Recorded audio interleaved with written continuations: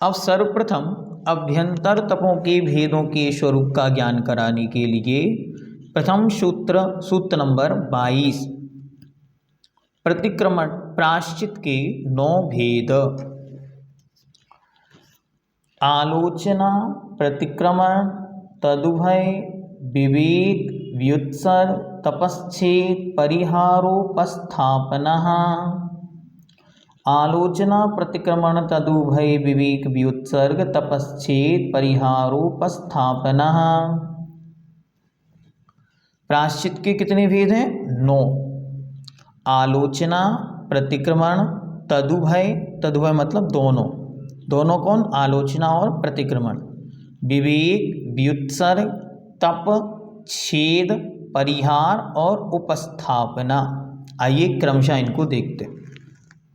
आलोचना, गुरु के समक्ष दोषों को टालकर अपने प्रमाद का निवेदन करना आलोचना है। जो कुछ भी गलती हुई है गुरु के समक्ष जाकर और उस गलती का निवेदन करना। प्रतिक्रमण, मेरा दोष मिथ्या हो गुरु से ऐसा निवेदन करके अपनी प्रतिक्रिया व्यक्त करना। सबसे पहले तो अपने दोष गुरु के सामने कहना, ये आलोचना हुई अर्थात अपनी निंदा हुई।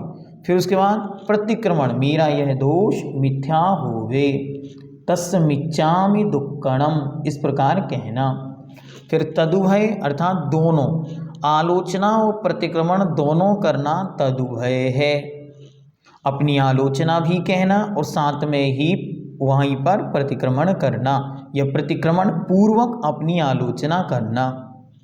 विवेक, संसक्त हुए अन्न पान और उपकरण आदि का विभाग करना विवेक प्रायश्चित है।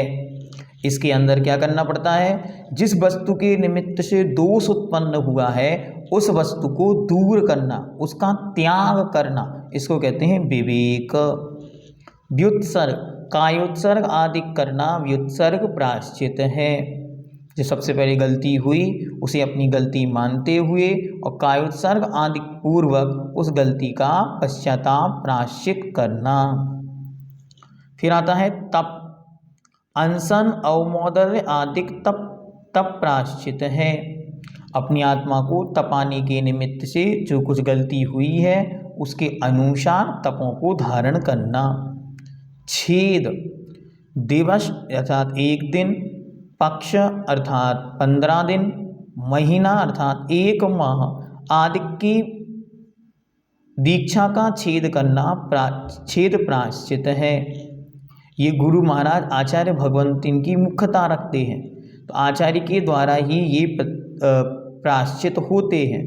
तो मुख्यता से आचार्य भगवंत उनकी जो गलती जिनसे हुई है, जब उनका दोष गलती कुछ बड़ी होती है तब उनकी दीक्षा का छेद करते, अर्थात अब आप इतने दिन की दीक्षा को छेद किया जाता है या आदि के लिए छेद कर देते हैं। कैसे? जैसे कोई मुनि महाराज की दीक्षा 15 तारीख को हुई, उकिनी महाराज की दीक्षा 16 तारीख को हुई। अब 15 तारीख वाले मुनिराज ने कोई गड़बड़ की या उनसे कोई दोष हुआ और उन्होंने गुरु से आके निवेदन किया, तो गुरु महाराज ने कहा आज से आप जो छोटे मुनि महाराज हैं जिनकी दीक्षा 16 तारीख को हुई थी उनसे भी आप छोटे हुए, ये उनकी 1 दिन की दीक्षा का छेद कर दिया। परिहार, पक्ष महीना आदि के विभाग से संग से दूर रखकर त्याग करना परिहार प्रायश्चित है। आपको संग से बहिष्कृत निष्कासित किया जाता है। अब आप इतने समय तक संघ में नहीं आएंगे लौटकर और संघ के किसी भी साधु से नहीं मिलेंगे, इसे कहते हैं परिहार। फिर कहते हैं उपस्थापना, पुनः दीक्षा प्राप्त करना उपस्थापना प्रायश्चित है। उनकी पूरी दीक्षा को ही समाप्त कर देना और फिर पुनः उनको दीक्षा देना, इसको कहते हैं उपस्थापना। कोई मुनि महाराज बड़ी बीमारी, रोग या ऐसी कोई परिस्थिति, लोक अपवाद आदि की स्थितियों में उनकी संपूर्ण दीक्षा का छेद कर देते हैं और दीक्षा के बाद फिर पुनः उनकी दीक्षा होती है, उसे कहते हैं उपस्थापना। ये प्रायश्चित यद्यपि आचार्य की मुख्यता से होते हैं, इसलिए सामान्य मुनि महाराज भी प्रायश्चित नहीं देते, क्योंकि ये आचार्य की मुख्यता से होते हैं। आचार्य के लक्षण में ही बतलाया, शिक्षा, दीक्षा और प्रायश्चित जो देते हैं वे आचार्य कहलाते हैं। तो आचार्य का कार्य ही यह है, इसीलिए उनकी आज्ञा से ही प्रायश्चित होते हैं, उनकी आज्ञा से ही हमें प्रायश्चित ग्रहण करनी चाहिए।